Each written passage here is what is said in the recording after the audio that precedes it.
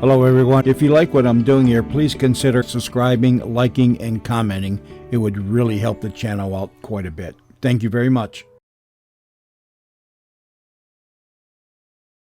This is Albert Mitchell's Daytime Answer Man program at your service. A program that answers your questions and helps you out with your problems. Anyone can ask a question about anything, and everyone will receive a reply. Some on the air, all by mail. And now, here he is, your Daytime Answer Man. Good afternoon, and happy Thanksgiving Day to you all. Now for today's questions. Here's the first from a Bridgeport, Connecticut listener. How long did it take the Pilgrims to eat the first Thanksgiving dinner? A whole week, even with the help of the Indians. And a Freeport, Long Island woman asks, what kind of a fish is a skipjack? The skipjack, or Pomatoma saltatrix, is commonly known as the bluefish. Next, a Carlstadt, New Jersey woman inquires, what is a good soil to use for forcing amaryllis bulbs in the house? Use a soil mixture of 6 parts loam, 4 parts sand, and 3 parts of leaf mold. With each peck of this mixture, add a half cup of bone meal. That nurses the amaryllis along very nicely. An Ivoryton, Connecticut woman writes, my daughter is trying to tell me that every person has a blind spot in each eye. I find this hard to believe, but thought I'd ask you to make sure. Is it true or isn't it? It is. At the place where the optic nerve enters into the retina, there is a blind spot which is completely insensitive to light. The spot covers a visual angle varying from 3 to 9 degrees, but because of the field of vision of the eyes overlaps, we are not conscious of any blindness as we look at things. A Scarsdale, New York boy wants to know if they had folding chairs back in the 18th century. Oh, yes, and before that, folding stools, which were called fald stools, and were not unlike the present-day camp stool. A bride living on Staten Island writes, I would like to make my first Thanksgiving Day dinner as nearly like the first one served by the Pilgrims as possible. Can you tell me what they ate? Well, the main items of food served at the first Thanksgiving Day feast were turkey, Indian pudding, and pumpkin pie. This question comes from a Pottstown, Pennsylvania listener. How does the average height of a Japanese woman compare with the height of an average Japanese man?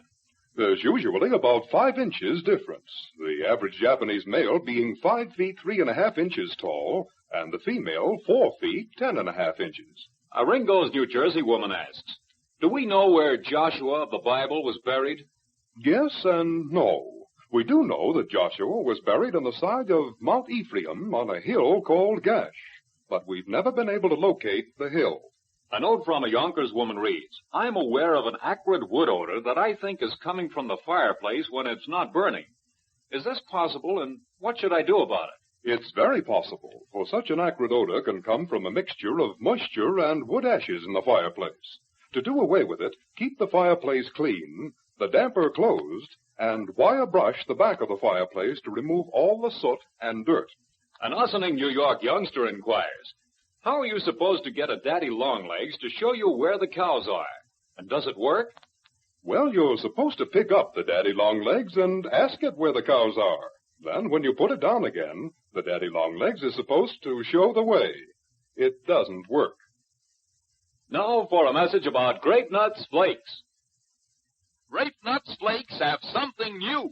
They're sugar roasted. Yum, yum, yum, yum, yum, my Jiminy. Grape Nuts Flakes are good, my Jiminy. Sugar roasted, new and better. They're richer now in sweet malt sugar. Sugar roasted, good, my Jiminy. Grape Nuts Flakes, yum, yum, my Jiminy. Yes, the new Grape Nuts Flakes are even better than ever before. They're sugar roasted. Yes, roasted in sweet malt sugar. Delicious golden sweet malt sugar to make that flavor even richer. To make that double-barrel goodness extra good. Try the new Grape Nuts Flakes. They're sugar roasted. Yum, yum, yum, yum, yum, my Jiminy. Grape Nuts Flakes are good, my Jiminy. Sugar roasted, new and better. They're richer now in sweet malt sugar. Sugar roasted, good, my Jiminy. Grape Nuts Flakes, yum, yum, my Jiminy. Ask for the new Grape Nuts Flakes. They're sugar roasted. Now back to the Answer Man. A Brooklyn woman asks, is there such a thing as a turkey with all white meat? Yes, white turkeys produce all white, or at least all light meat. And a Pelham, New York student inquires, Did the people of Europe have much knowledge of Arabia in the 18th century? No, their knowledge of Arabia was mainly based on the works of the early Greek and Latin writers, such as Herodotus, Strabo, Pliny, and Ptolemy.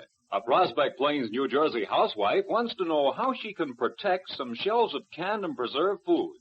You might tack a piece of oilcloth on the edge of each shelf so that it hangs down over the contents of the shelf below. This will keep harmful light and heat from the canned and preserved foods. This question comes from a Philadelphia listener. What was the worst blizzard the East has ever suffered? Those who survived it say the blizzard of 1888. The blizzard blew from March 11th to March 14th, with New York and Philadelphia being the city's hardest hit. The wind at one time blew the snow at a rate of 46 miles an hour. A Stamford, Connecticut man asks, in English slang, what is a downy cove? A very wily and crafty individual. And a woman writes from Passaic, New Jersey, we're carrying on our annual feud with the mice.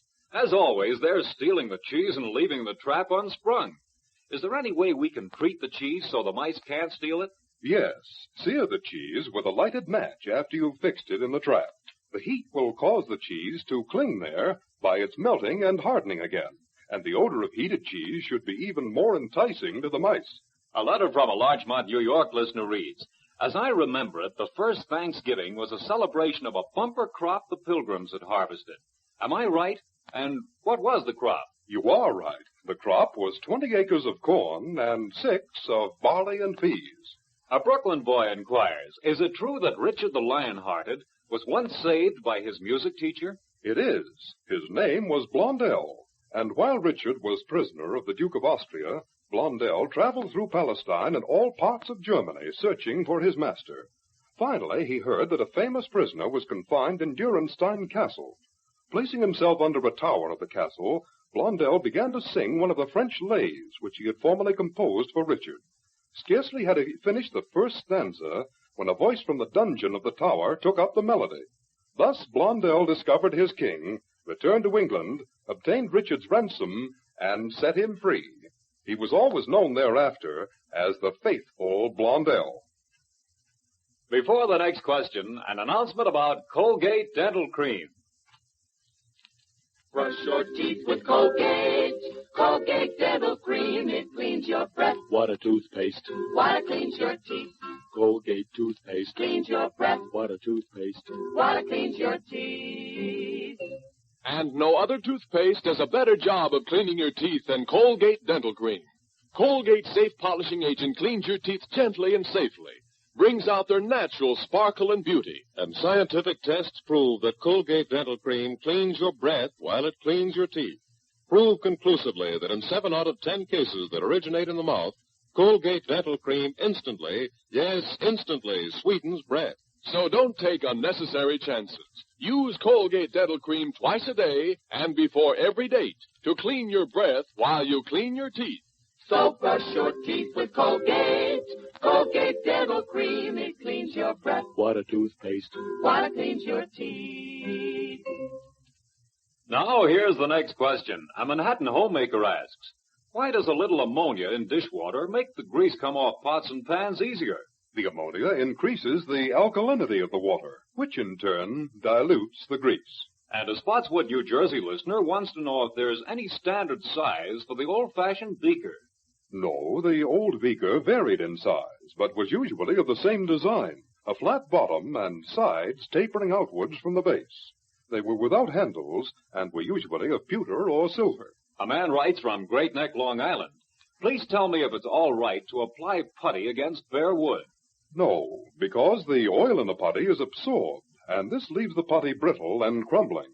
Before any putty is applied, the wood should be given a coat of linseed oil or of thin paint to seal the pores. A note from a Mamaroneck, New York housewife reads, please tell me if the early colonists learned how to make cranberry sauce from the Indians, or if the Indians learned how from the white settlers. Neither. Each knew how before they met the other.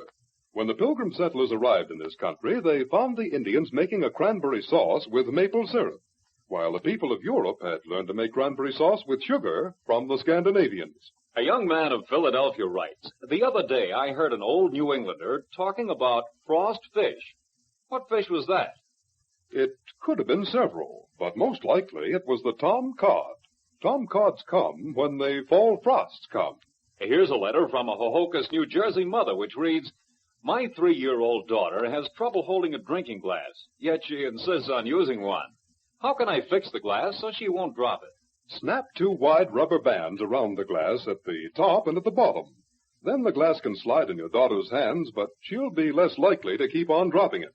A New York City woman writes, "I was lucky enough to get a new gas refrigerator.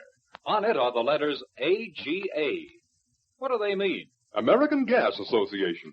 The letters are placed there to indicate that your gas refrigerator meets the standards of construction and performance developed by the AGA, which have been adopted by the ASA, or American Standards Association. A young man writes from Suwarran, New Jersey, "I have a dachshund dog, and my friend says that dachshunds aren't brave. And I say they are, too. Aren't they?" They certainly are. They were originally a hunting dog, brave enough to hunt their prey in its lair. Now for a message about Bird's Eye Frosted Foods. Hello? Miss Cates? Yes? This is Clem down at the telegram office. They got a funny kind of message for you. Who's it from, Clem? It's from your husband. He says, "We'll be home in time for dinner. Don't forget to..." Say, what does that mean, Miss Cates? Why, Clem, it means get bird's eye. Yes, folks, let that whistle remind you always to get bird's eye. For example, get bird's eye French-style green beans. They're luscious green beans, picked in their prime, sliced French style, and quick frozen to keep their summer freshness for your dinner plate. They're stringlets, too, ready to cook and serve. Make a note right now to get bird's eye French-style green beans. The best you ever tasted or your money back. But remember, It can't be the same if it ain't got that name. Get Bird's Eye Frosted Foods. Now back to the answer man. A Paoli, Pennsylvania listener asks, "Was the very first Thanksgiving proclaimed on the 3rd, 4th, or 5th Thursday in November?" On the 2nd Thursday in December. The first Thanksgiving was proclaimed by Governor Bradford to be held on December 15th, 1621. And a young man living in Putnam, Connecticut writes to inquire, "Why is the town of Blue Earth out in Minnesota called that?" Certainly not because it has blue dirt. Really, because it's situated along the Blue Earth River. It's the river that was named because of the blue-green clay along its banks. A Cobblestill, New York man wants to know if the rattlesnake is the only snake that vibrates its tail when excited. No, the bull and fox snakes also have the characteristic of vibrating their tails to give warning. But since they have no rattles on the end of them, they seldom make any noise, except to rustle the grass or leaves which they're lying in.